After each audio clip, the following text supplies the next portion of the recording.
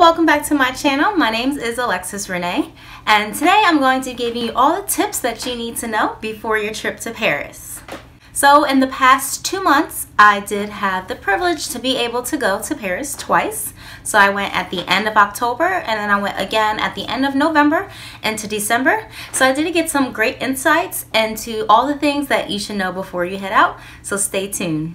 How can I be the one to feel so blessed? Oh, thank you. These are in no specific order or any level of importance or anything like that. It's just a list that I threw together of things that I think are useful, and some things that I wish I would have known before I went out there. So first thing before you head out, you do want to make sure that you get an electrical power outlet converter thing. So I did purchase this one out there in Paris. So you can either get it beforehand before you leave, or you can get it once you get there. They have a lot of pharmacies all over, and that's where I got mine from, and you can go to the pharmacy, you can get one, but it'll probably be cheaper to get it before you leave. So another thing that you want to make sure that you do have is comfortable shoes, like especially if you plan on visiting the museums, because oh my god, let me tell you, my feet and the people that I was with, they're just hurting so bad from walking so much. So you definitely want to make sure you have comfortable shoes, and maybe even get some Dr. Scholl's, because let me tell you, it was, whew, my feet were hurting. So I did go there in the fall time, and then, well, yeah, it was a fall time. So we want to make sure that if you go in the fall or the winter time, that you bundle up, because it can get chilly. The weather is very similar to how it is here in the Northeast in America, so it's not like too dramatic, but please just make sure that if you're going to go in the fall or winter, you bring a scarf and a hat and some gloves, and be prepared, and also layer up, because it did get, when I went in October, we had a few days where it was actually warm and it had too much clothes on. So just layer it up, so if it does get warm, you can take it off. But obviously in the summertime it's warm, so you don't have to worry about that.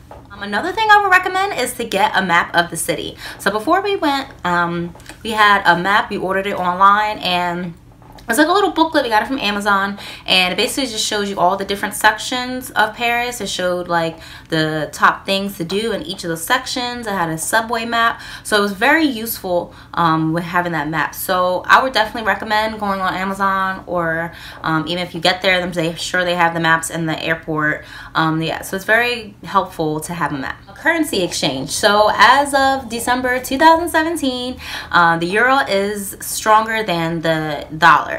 So just be aware that your money is not going to go as far as you may think it is, because it's going to be worth less. So make sure that you're taking that into account when you're budgeting yourself. And also, this was something that I was kind of iffy about, because you're going to have to exchange your dollars for euros, because you can't use dollars. So I would recommend to avoid the most amount of cost as possible, because it can be a lot if you were to go to the currency exchange here before you leave and then go. Like, it's going to be, they're going to charge you a bunch of fees. So the best thing is to do is to keep all your money on your card or your bank account. And once you get there, they have ATMs in the airport. So go to the airport and then take out euros. And that way your bank, depending on which bank you have, I know my bank only charged like $3. And yeah, that's the cheapest way to do it. So I was able to convert the currency for a low fee of $3. Transportation, getting around the city, the taxis are very expensive. They add up quickly. Also, there's a lot of traffic in Paris, so while you're sitting in traffic, your fee on your taxi is going up and up and up. Now they do have Uber out there, but I don't know how that will work depending on like your phone carrier, if you have an international plan. They do have Wi-Fi in a lot of areas, and that's what I did the whole time. I kept my phone on airplane mode, and I just used Wi-Fi so that I wouldn't be charged any international fees. But that just depends on your specific phone plan. But anyway, so you can try Uber. I didn't try it, but they do have it there. The best way that I think is to get around, and what we did was we took the metro everywhere. So the metro goes to all the major parts of Paris, and it's very inexpensive. Now with the metro, I would not recommend getting a one-time pass, especially if you plan on using it throughout your whole trip. I would recommend that you do get a day pass, and if you get the day pass, I don't remember the price, I think it was like €7 or something, then you get you basically get more bang for your buck. So I think I paid like 20 euros for like a 2-day pass. I don't remember the exact price, but I know that it's cheaper if you buy day passes instead of buying one-time pass. So that way you can take the metro back and forth as many times as you want. And you don't have to worry about keep paying in the machine, because the lines for the ticket machine, they get long. So if you can just wait in that line once, and then you'll be good. So also, we're gonna get into food and beverages. Okay, so this has definitely took me by surprise. So out there, the only water, the bottled water that they have, literally that I've seen, was Evian. Now, Evian here in America, it tastes like any other Dasani, Deer Park, whatever.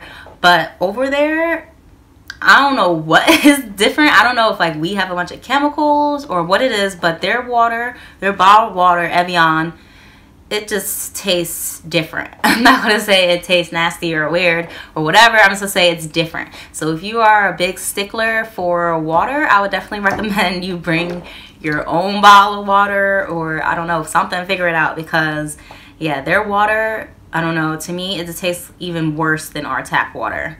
And I don't know, I just think it's a difference of taste buds. But yeah, so if you're a water stickler, then be prepared to not have good water. The same thing kind of goes for coffee. So out there, they do not like their coffee light and sweet.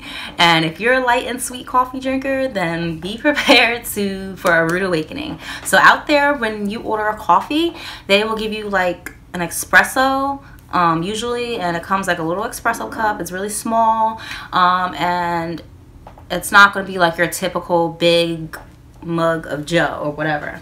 I don't know why I got that in my hand, but yeah, so the coffee is very small, and then they have cafe americano, I think they call it, and it's supposed to be like American coffee, and that's just espresso, and I just put a little bit of milk in it. It's still very strong. It's not light and sweet or anything.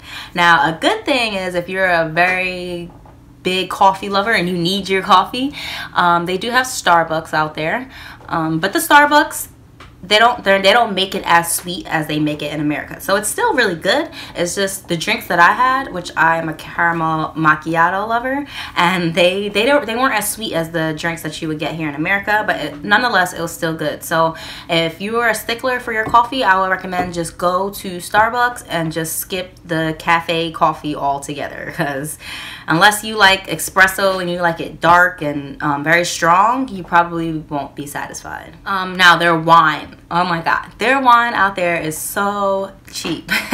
And it's like quality, decent wine for cheap. So when you go to the restaurants, they have like a bottle of wine for like $10. Now, that's super cheap, because you know, here in America, a bottle of wine during dinner would be like $20 minimum for a cheap bottle like Sutter Home or something. So yeah, the wine period is cheap, and I think the glasses of wine are like $4 usually. And the glasses, they do, I don't know, I went to one restaurant, I don't know if this is every restaurant, but the wine glasses were smaller, like really, really small. Here. So as you can see, like, my mom's fingers are not that big, and that wine glass is just tiny. So yeah, a lot of their portions and their drinks and everything, their food portions are pretty good, but their drinks are just small.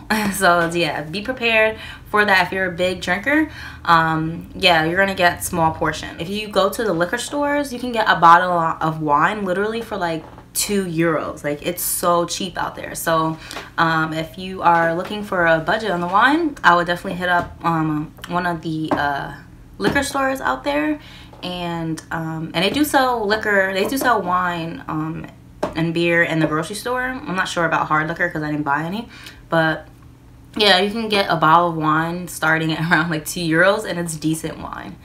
So yeah, that's definitely a hookup.